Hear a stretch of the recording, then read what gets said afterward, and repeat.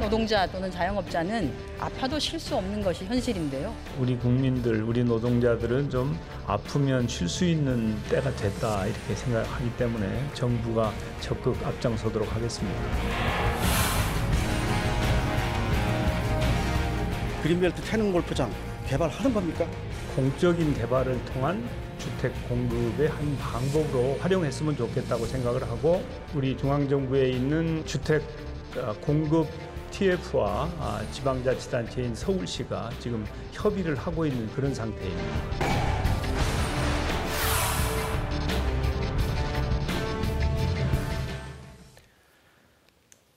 네, 이 시각 국회 교육사회문화 분야 대정부 질문이 진행되고 있습니다. 여의도 사사건건 박시영 윈지코리아 대표, 조대원 정치평론가와 함께 얘기 나눠보겠습니다. 안녕하십니까? 네. 안녕하세요.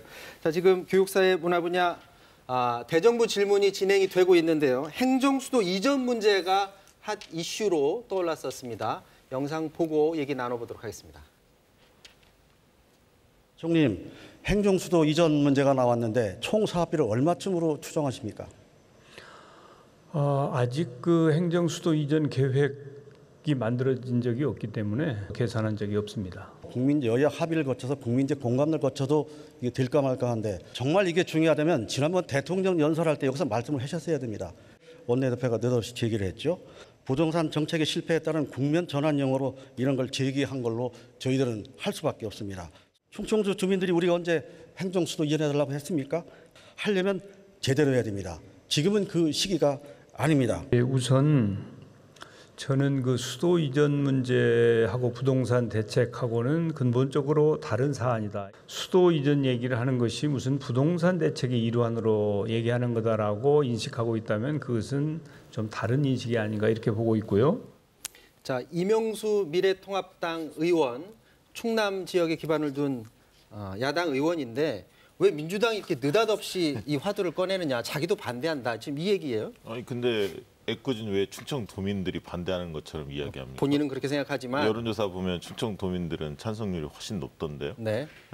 본인이 이제 충남에 지역구를 두고 있는데 조금 이해가 안 되고 행정수도 이전 문제는 사실은 2002년 때부터 지속됐던 이야기들 아닙니까? 많은 국민들이 알고 있는 내용들이고 다만 지금 프레임 전쟁이 일어나고 있습니다. 네. 민주당 쪽은 국가 균형 발전, 국토 균형 발전 차원에서 행정수도 이전을 더 이상 미룰 수 없는 과제다라고 인식하는 것 같고요. 통합당에서는 부동산 문제에 있어서 정부가 많은 그 비난을 받고 있다 보니까 그 일환으로 행정수도 이전을 꺼내는 거 아니냐.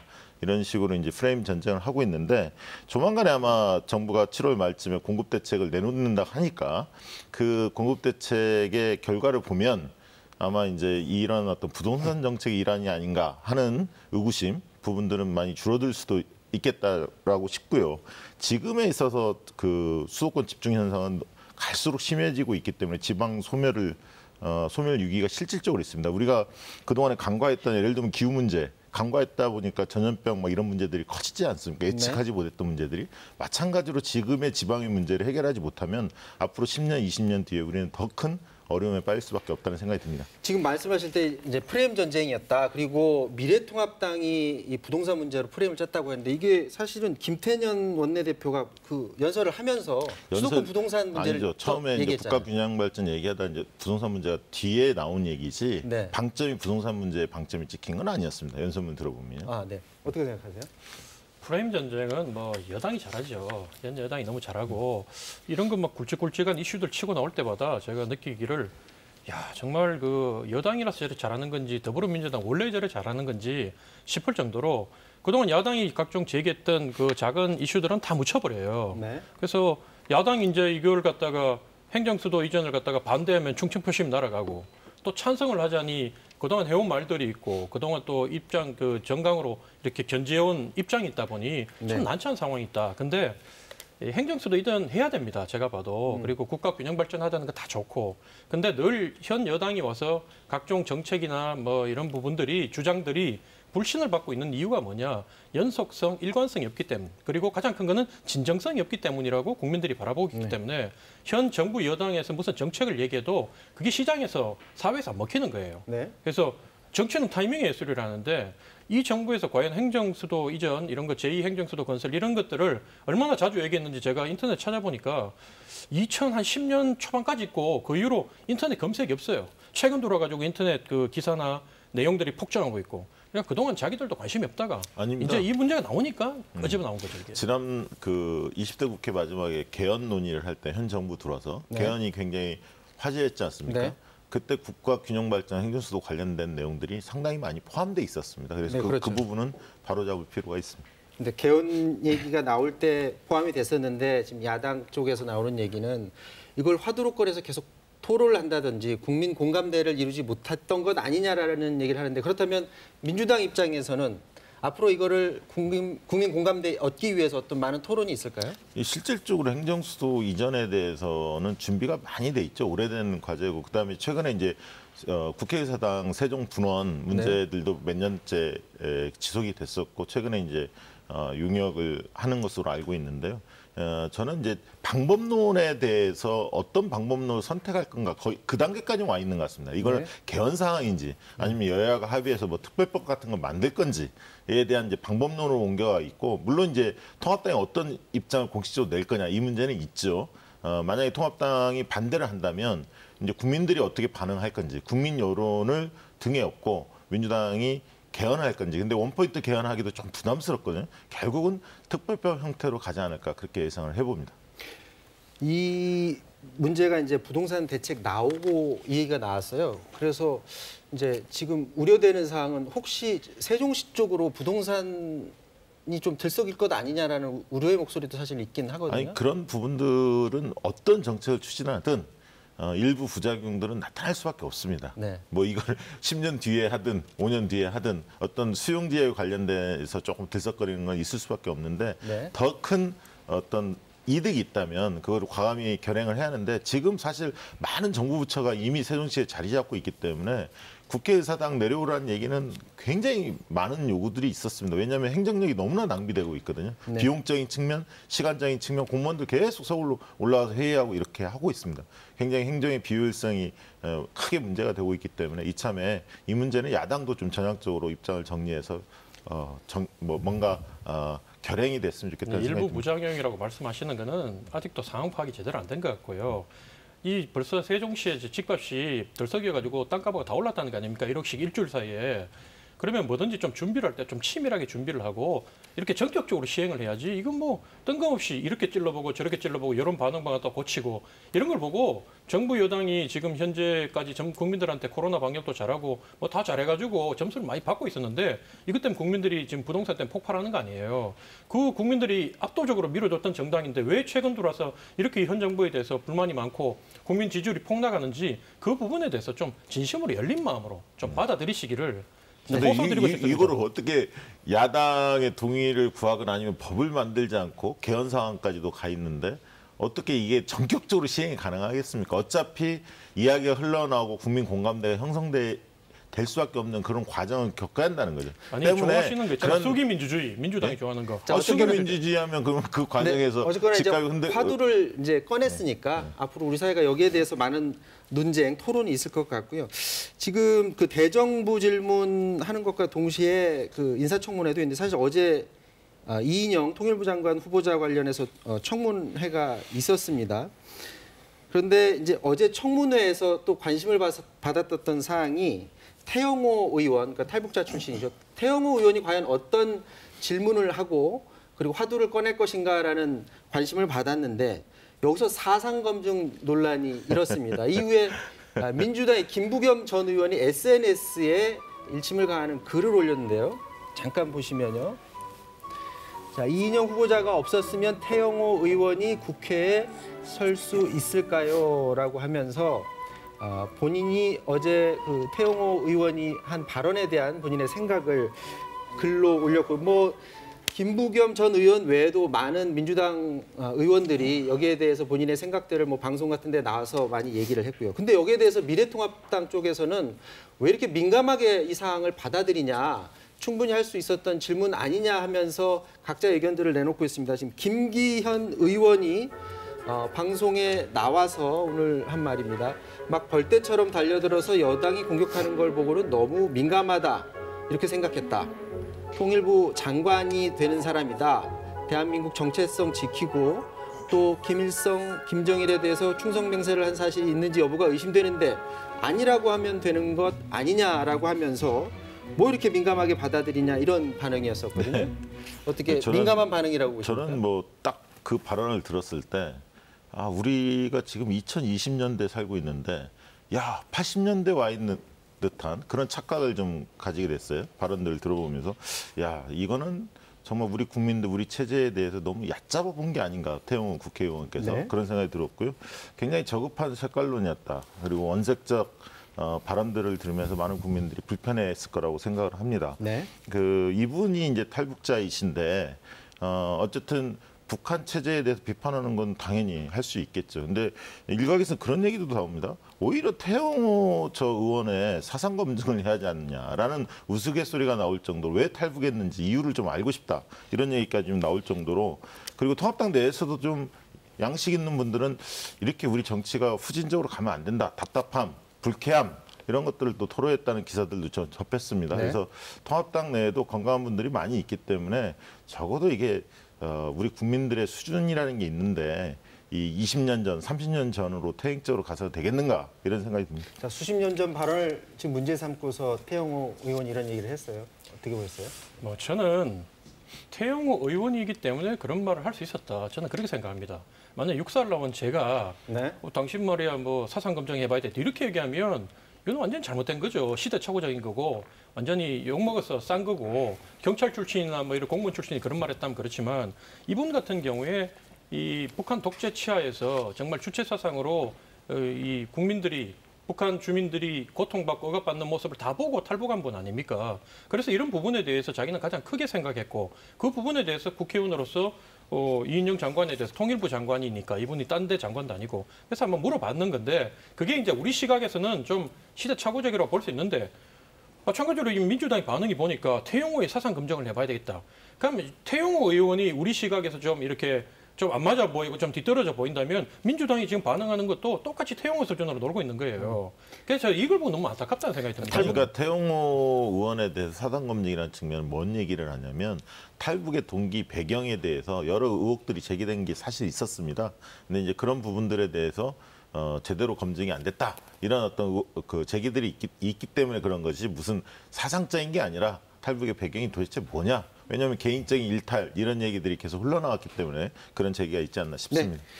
자, 지금 이 얘기와 동시에 이제 박지원 국정원장 후보자는 사실은 다음 주에 인사청문회를 하거든요. 그런데 오늘 대정부 질문 교육 분야 대정부 질문에서 느닷없이 박지원 후보자의 이름이 거명이 됩니다. 하태경 의원의 질의 한번 보도록 하겠습니다. 최근에 박지원 국정원장 후보 학력 위조 문제가 터졌습니다. 이분이 나르는 새도 떨어뜨린다, 소통령이다, 권력 실세인 2000년에 학력부 위조를 합니다. 학적부. 이분이 이 당국대 간 거는 65년인데 그때 자기가 나오지 않은 조선대 서류를 가지고 당국대 편입을 합니다. 근데 2000년 당시에 인사청문회 제도가 도입됐거든요. 들통 날까 봐 고친 겁니다. 근데 이 완전 범죄가 안 됐습니다. 최성해 총장 조사했듯이 이 사건 조사하실 생각이 있으십니까? 이 문제는 사실관계가 어떤 것인지를 의원님의 입장과 또 후보자나 당국대 입장이 서로 지금 다르기 때문에 그 부분이 인사청문회 과정에서 확인이 되고 저희가 그것을 조사해야 할 사안인지 여부를 종합적으로 판단해야 된다고 보고 있습니다. 권력형 입시 비리, 범죄자가 공직자에 취임하는 것을 교육부가 방관하는 것은 공범이 되는 건 아닙니다. 권력형 입시 비리라고 하는 것은 의원님의 주장일 수는 있다고 봅니다. 그런데 그것이 객관적으로 확인된 사실인지 여부는 그렇게 단정할 수 없는 것 아닌가 아직까지는. 대정부 질문에서 나온 질의입니다. 이게 박지원 후보자에 대한 그 청문회가 다음 주 월요일이기 때문에 자세한 얘기는 다음 주 월요일에 나누도록 하고요. 자, 지금 문제를 삼는 게 그 학적 문제인데 네. 짧게 네. 학적 문제 관련해서만 집중 질의 끝나고 다음 주엔 이거 정도에서 머무를까요? 어떻게 보십니까? 저는 뭐 지금 제기된 사안들이 그렇게 많지는 않다고 봅니다. 주로는 이제 학적 문제인데요. 네. 본인이 많이 해명을 했습니다. 그래서 지금 하태경 의원은 어떻게 보면 의혹을 제기한 당사자이기 때문에 네. 본인의 이제 존재감을 좀 과시하고 이슈를 좀 더 폭발시키기 위한 수단으로 대정부 질의하신 거고요. 네. 윤회 장관의 답변이 적절했다고 봅니다. 왜냐하면 당사자나 그 당국대 해명이 다르기 때문에 다음 주 월요일 날 청문회가 있어서 그 자리에서 나온 것을 종합적으로 검토해서 판단하겠다는 거 아닙니까? 네. 그래서 월요일 날 상황을 좀 지켜봐야 할 것 같습니다. 네. 저는 뭐 대학에서 학점을 어떻게 받고 이런 거를 대학을 안 다녀봐가 잘 모르겠고요. 그래서 일단 저는 제가 잘 아는 군대에 대해서 얘기하면 네. 이분이 65년 4월에 입대해가지고 67년 9월달에 전역을 해요. 네. 근데 단국대 입학이 65년 9월에 입학이고 3학기 반 만인 67년 2월에 졸업을 합니다. 네. 그러면 이등병 시절부터 이 단국대학을 다닌 거야 되는데 정말 이등병 시절 요즘도 힘든데 그 당시는 오죽 힘들었겠습니까? 그럼 딱 두 가지 중에 하나예요. 박지원 후보자는 정말 천재였든지 아니면 엄청난 특혜를 받았다. 그래서 당시에는 온라인 수업이 있었던 것도 아니고 제가 상식적으로 아무리 생각하고 이걸 봐주려고 해도 전 이해가 잘 안 되고 제가 만약에 저기 국회의원이면 청문위원이면 저는 그렇게 하겠어요. 일단은 군생활 같이 했던 분들 정원부터 확보하고 그런 분들 통해서 과연 이분이 어떻게 군생활을 했는지를 이 증거를 수집하는 게 우선이다 이런 생각이 듭니다. 예. 네, 저기 다음 주 월요일에 인사청문회를 하니까 그때 어떤 증거물들을 가지고 박지원 후보자를 검증할지 그 상황을 이게 좀 봐야 될 것 이분이 같아요. 정치를 수십 년 한 분이고요. 네. 하태경 의원의 말대로 국민의 정부 때는 소통령까지도 이렇게 불리웠던 분인데 언론이나 다른 기관에서 이거 가만히 놔뒀겠습니까? 만약에 그런 상황이었다면 저는 이제 그런 네. 측면에서 월요일에 지켜봐야 한다고 봅니다. 네, 자, 이 얘기는 여기서 좀 정리하고요. 자, 이재명 도지사 얘기 나눠보도록 하겠습니다. 대법원 판결을 받은 뒤에 그 행보가 굉장히 빨라지고 있고요. 광폭 행보를 보이고 있는데 국회에서 경기도 정책 토론회를 어제 열었습니다. 이 자리에 국회의원들도 대거 참석을 했고요. 토론회 현장 잠깐 보도록 하겠습니다.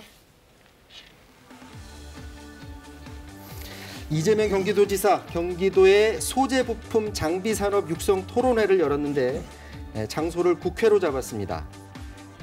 당 대표 선거에 나선 박주민 의원, 경기도 고양시가 지역구인 정의당 심상정 대표도 참석했습니다. 우리 이재명 도지사님 뭐 지금까지도 잘해 오셨지만 더 소신껏 경기도 잘 이끌어 가시게 돼서 축하드립니다. 이재명계 대표주자 정성호 의원을 비롯해서 경기도에 지역구를 두고 있는 민주당 의원들도 대거 참석했습니다. 엄청난 전대미문의 위기를 맞고 있습니다만 위기는 얼마든지 기회로 만들 수 있다라고 생각됩니다. 좋은 방안 만들어주시면 우리 경기도에서 열심히 집행하도록 하겠습니다. 자, 경기도 주최 토론회인데 뭐 국회의원들도 많이 참석을 했고 또 다루는 주체 자체가 경기도만의 문제가 아니라 우리나라 전체의 큰 이슈가 되는 거를 다뤘어요. 주제는 잘 잡은 것 같아요. 네, 영리하죠. 네. 그러니까 이제 정치적 발언들을 많이 하는 거에 대해서는 비판 여론도 좀 있었습니다. 네. 약간 실언 아닌 실언도 있었고요. 근데 이제 정책적 행보를 가져가는 거에 대해서는 뭐 누가 시비 걸기가 쉽지 않죠. 네. 이제 그런 부분에서 잘해왔던 것을 극대화하는 입장에서 이런 정책 토론을 했는데 제가 눈여겨본 거는 뭐냐면 자료집을 한번 구해서 보니까 네.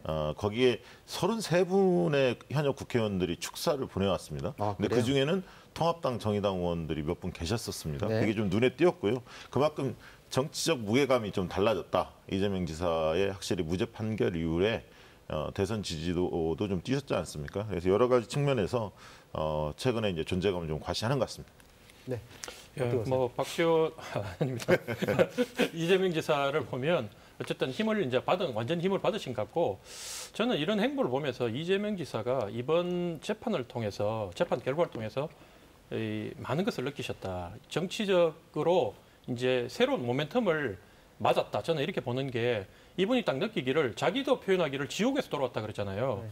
그동안 뭐 어쨌든 자기도 재판 결과를 확신 못했다는 거예요. 그렇기 지금 때문에 다 털은 거죠 이제. 그렇죠. 그래서 거기에 대해서 불안한 마음 이런 걸 느끼면서 그러면 내가 어떻게 이거를 대법원에서 무죄 받아가 나왔을까 이런 걸 생각을 해보니까 이분이 생각할 때는 그래 내가 국민들한테 끊임없이 이런 뭔가를 내놓고 국민들이 나를 갖다 지지해 주기 때문에 그 국민 지지를 바탕으로 어쨌든 대법원에도 정부적 판단을 해서 이런 결과가 정치적 사건이니까 이런 결과가 낫지 않냐 이걸 생각하고 이제는 여기서 멈추면 이재명이라는 캐릭터로는 이제 적이 너무 많기 때문에 끝까지 달려서 결과를 이제 확실히 정점을 찍어야지 멈추면 내가 잘못하면 여기서 끝장이 나는구나 이런 걸 느끼신 것 같아요. 자, 이제 이재명 지사가 움직이니까 기자들도 이제 따라붙었어요. 그래서 토론회 후에 기자들이 붙어서 행정수도 이전 문제를 물어봅니다. 네. 그랬더니 여기서 이제 이렇게 답을 합니다. 노무현 대통령도 추진했던 일이기도 하고 국민 대다수가 상당히 동의하는 일이다.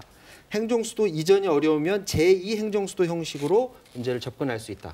제2 행정수도라고 했어요. 네. 이게 근데 약간 앞에, 결이 다르지 않나요? 네, 앞에 방점 뭐에 찍혀 있냐면 네. 행정수도 이전은 찬성한다. 그렇죠, 근데 찬성한다. 그 방법론으로 개헌보다는 네. 제2 수도 방식이 오히려 손쉽다. 개헌하기 쉽지 않으니까 네. 현행 제도나 법률 내에서 추진 가능할 수 있다. 그 방법을 좀 찾아보자. 네. 이렇게 제안한 겁니다.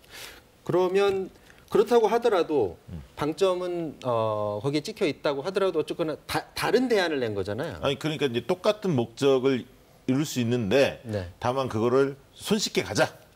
왜냐하면 개헌이 쉽지 않으니 현행 법률로 수도 이전을 추진하기는 좀 어렵고 그렇다 보면 제2 행정수도라는 말을 붙여서 쉽게 가자. 그런 아이디어를 낸 것 같습니다. 네. 저는 뭐 이 제2 행정수도란 얘기를 듣고 역시 이재명답다.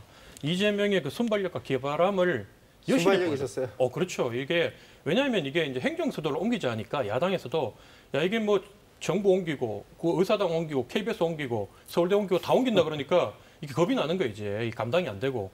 그런데 한쪽에서는 옮기려고 한쪽에서는 안 된다고 그러고 그러니까 이재명 기사는 딱 보고 사람들이 필요로 하는 게 뭔가 그러면 적당히 옮기자. 그 이름을 제2 행정수도로 하자. 경기도도 좀 살핀 면이 있다고 보세요? 뭐 경기도 모든 게 이게 대권 행보 안에 이미 들어가 있고 경기도에서 지사 역할을 하시지만 지금부터 발언하는 거나 행보는 전부 다 대권과 연계돼 있다. 저는 그렇게 생각합니다. 네, 그 발언 중에 KBS하고 서울대 이전은 민주당 공식 입장은 아닙니다. 모 언론사에서 일방적으로 보도를 한 내용입니다. 네. 네.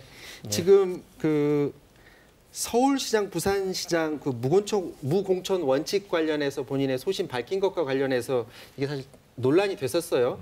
저도 이제 그 방송을 들었었는데 그 당시 방송을 들어봤더니 자 원칙은 지켜야 된다. 무공천 원칙이 있기 때문에 그 원칙은 지켜야 된다. 다만 공천을 하려면 그 전에 전제돼야 될 부분이 있다. 그게 바로 사죄다. 이 부분을 말을 했는데 사실 방점은 원칙이 방점이었고 뒷부분에 뭐 다만이라는 조건이 붙긴 했지만 근데 이게 이렇게 말했다가 막 문제가 되니까 말을 사실 좀 바꾼 거 아닙니까? 아니 그게 아니라 뒤에 이제 그 당원들의 의견을 수렴해서 공천할 수도 있다 이 여지를 뒀는데 이 부분은 사실 제대로 보도가 안 됐어요. 언론에서 주로 이제 야마라고 하죠. 핵심 의제를 뽑을 때 앞부분만 방점이 찍히다 보니까 본인이 해명을 했는데 어쨌든 지금 당에서는 이해찬 당대표도 그런 얘기를 했지만 이 자체를 꺼내는 것 자체가 부적절하다. 지금 시점에 적절하지 않다. 이렇게 좀 이야기를 했거든요. 저도 개인적으로 그게 동의합니다. 지금 민주당이 그런 얘기를 할 계제가 아니죠. 그래서 이런 논란이 일으키는 것 자체가 민주당의 또 이재명 지사 자체한테도 좋지 않습니다. 저는 뭐 이제 이재명 지사도 욕심이 눈에 보인다. 이제 넘버 2까지 온 거 아닙니까? 이제 차기 권력에. 그러니까 사람이 이제 욕심이 생기면 이 좀 피하기도 하고 감추기도 하고 이러는 거예요. 예전 이재명 스타일로 봤을 때는 뭐 넘어질 때 넘어지더라도 거침없이 갔다. 내가 깃발 들고 넘어지면 당신이 나를 밟고 또 가라. 저게 정의로운 길이다. 이렇게 했을 건데 그래서 이걸 이제 입장을 바꾸시는 걸 보고 이제 어쨌든 당내 기반 이분이 약한 거 아닙니까? 성남시장, 경기도지사를 거쳐서 대권 예비 후보 지금 어떻게 보면 그 차기 권력의 넘버 2까지 올라간 거는 전례가 없던 일인데 이분이 자기의 약점 이제 앞으로 이 넘버 1으로 올라가려면 가장 약점이 뭔가 보니까 원내에 있는 지지가 필요하다. 당내 경선을 뚫으려면 그러면 보니까 내 스타일대로 했는데 그래도 당이 지금 더불어민주당이 보면 거의 요즘은 보수 정당이에요. 뭐 때로 어떤 사안에 대해서는 수구 정당이고 그러다 보니까 이재명 같이 진보주의자하고 봤을 때는 뭔가 나가야 되는데 이제는 할 수 없는 거예요. 보석을 좀 맞춰서 천천히라도 여기 살아남아야 되니까 그래서 입장을 좀 바꾼 거다 이렇게 보여집니다. 지금 뭐 지난주에도 살펴봤었는데 뭐 조금 이르다고 지금 이런 걸 보는 건 이르다고 말씀하셨는데 대선 주자 선호도 조사를 봤더니 지난주 상황보다 지금 상황이 좀 변했습니다. 지금 조사 기관이 다르기는 한데 한 주 전과 상황을 비교해 보면 몇 퍼센트 포인트 이재명 지사의 선호도가 올라갔어요. 예, 5% 정도가 올랐습니다. 그때도 이제 오를 거라고 네, 예상을 네. 하셨잖아요. 이 같은 추세가, 그러니까 따라붙는 추세가 어떻게 보십니까? 연말까지 계속 갈 것 같나요? 저 랠리는 꽤 지속이 될 것 같습니다. 두 분의 랠리는 네. 당분간은 연말까지는 갈 것 같고요. 이재명 지사의 추가 상승폭도 분명히 있고 또 이낙연 의원의 입장에서는 또 전당대회가 8월 말에 있으니까 만약에 네. 당대표로 취임을 하면 컨벤션 효과가 조금 있을 수 있죠. 네. 근데 이제 전반적으로 보면 이재명 지사가 그동안에 이제 사이다 발언으로 유명을 했는데 네. 이제는 사이다 행정 이런 어떤 별칭이 붙었습니다. 그만큼 경기도정을 좀 잘한다 이런 평가가 좀 있는 것 같습니다. 그래서 최초로 실시한 사례들이 좀 많았죠. 재난기본소득 경기도에서 먼저 시작을 했고 또 그 불법 계곡 시설물 철거를 한다든지 지역 앞에 또 수수시 CCTV 설치 뭐 이런 등등에 대한 정책에 대한 호평이 있었고 돌파하는 리더십 이런 리더십 유형이 좀 주목되면서 상승의 모멘텀은 있는데 말실수 이런 부분들을 줄여야 할 것 같습니다. 지금 말씀하신 대로 이제 거침없는 행보를 보여왔다가 조금 요즘은 태도가 약간 바뀐다고 했잖아요. 지금 말씀하신 대로 말하는 부분에 대해서 좀 조심하면은 이런 추세가 이어질 거라고 보십니까? 저는 좀 다르게 생각합니다. 이재명은 이재명다울 때 가장 선명성이 있는 거고 사실은 그 이재명 지사의 마니아들이 있는 거 아닙니까?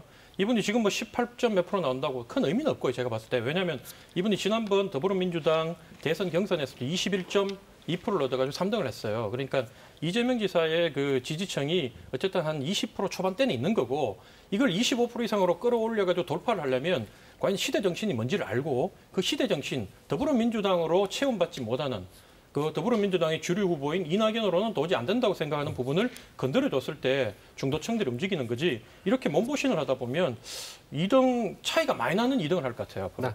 지금 이재명 지사가 이렇게 활발하게 활동을 하고 있고 이낙연 의원도 사실은 요즘 TV 방송에 많이 나옵니다. 물론 이제 그 이유는 당대표 출마한 게 주된 이유이긴 하겠지만 자 이낙연 의원이 어제 그런데 통일부 장관 인사청문회에서 질의를 합니다.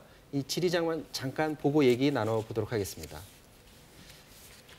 볼턴 회고록에는 수많은 오류와 왜곡과 의도적인 날조가 포함되어 있습니다. 그 가운데 볼턴이 말하기를 한국 정부는 통일에 올인하고 있다는 기술이 있는데 이 기술에 대해서 어떻게 생각하십니까? 보다 정확하게 표현하면은 지금의 정부는 통일 이전의 평화의 과정에 대해서 실천적으로는 더 주목하고 있다 이렇게 말씀드릴 수 있겠습니다. 저도 정부에 있을 적에 이에 관한 질문을 많이 받았습니다. 제가 늘 그 질문에 대해서 이렇게 답을 했던 기억이 납니다. 통일을 우리 정부가 목표로 하고 있지 않다. 우리가 목표로 하고 있는 것은 통일 상태의 조성이다. 그러면 좀 수긍하는 분위기였어요. 그래서 장관 후보자께서 장관이 되신다 그러면 미국 측을 설득하는데 훨씬 더 명백한 근거와 그 역량을 가지고 설득해 주실 필요가 있다. 이런 부탁을 드리고 싶습니다. 자, 이낙연 의원의 질문 태도가 약간 조언을 해주는 그런 모습들을 많이 보였는데 아무래도 이제 자당 의원이다 보니까 자당 후보자이다 보니까 저렇게 얘기를 했겠죠. 뭐 그런 면 분명히 있겠지만 어쨌든 이낙연 의원이 굉장히 고공행진하다가 지지도가 조금 이제 많이 추락하지 않았습니까? 지적을 많이 받았는데 그 중에 하나가 좀 모호하다, 신중하다 너무 이런 의견들이 좀 있었습니다. 그래서 본인이 이제 분명한 어떤 입장들을 좀 내려고 하는 것 같고요. 최근에 아까 발언한 것을 보면은 확실히 이낙연 의원은 전당대회를 앞두고 총리 시절에 국민들한테 각인된 효과가 크다 보니까 그때 일화를 가지고 이야기를 많이 풀려고 하시는 것 같습니다. 그래서 이 내용도 본인의 어떤 식견, 경륜 이런 부분들을 과시하는 어떤 내용들이 아닌가 싶고요. 좀 상황이 급해졌지 않나. 왜냐하면 대선에서는 이재명의 추격전, 또 전당대회에서는 박주민 의원이 갑자기 뛰어들었기 때문에 3파전이 벌어지면서 어쨌든 이낙연 의원으로서는 적극적인 어떤 입장들을 개진할 수밖에 없는 상황이 된 것 같습니다. 네. 그러니까 요즘 국민들이 이낙연 후보에 대해서 답답하게 느끼고 지지율이 빠지는 그 이유를 여실히 보여줬다고 봅니다. 지금 저분이 저기 앉아가지고 누구를 가르치고 조언하고 훈수들 저 자리가 아니에요. 청문위원으로 저 자리에 있었으면 청문위원으로서 후보자를 검증하고 후보자가 스스로를 돌아보면서 자기 부족함을 메워서 앞으로 그 역할을 더 잘할 수 있도록 비판해주고 이렇게 해야 되는데 이분이 여기 나와가지고 뭐 자기 자랑하고 뭐 내처럼 해봐라 이렇게 얘기하고 하니까 결국 국민들이 어떻게 생각하냐면 사람은 참 좋은데 과연 저분이 국가 경영을 할 만큼 지도자 감이냐. 그러니까 지지율이 계속 꺼지는 거예요. 좀 잘 생각하셨으면 좋겠어요. 예. 근데 자당 의원 나왔는데 이렇게 반대로 미래통합당에서도 이렇게 아주 신랄하게 비판했던 그런 의원들이 있었을까요? 아니, 더불어민주당이 잘하는 게 국민만 바라보고 간다 그랬잖아요. 네. 그 자리 나와가지고 자당 의원 생각하고 이거는 옛날에 그 새누리당 우리가 망할 때 우리가 했던 것을 그대로 답습하는 거예요. 그러니까 더불어민주당은 좀 달라야죠. 지금 대권 후보 1위고 어쨌든 이분이 대통령 될 확률이 높다고 많은 분들이 예측을 하고 있는데 그렇다면 좀 다른 모습을 보여줘야지. 근데 이 발언을 쭉 읽어보면 굉장히 뼈 있는 얘기들이 있습니다. 표현이 부드럽게 했을 뿐이지 네.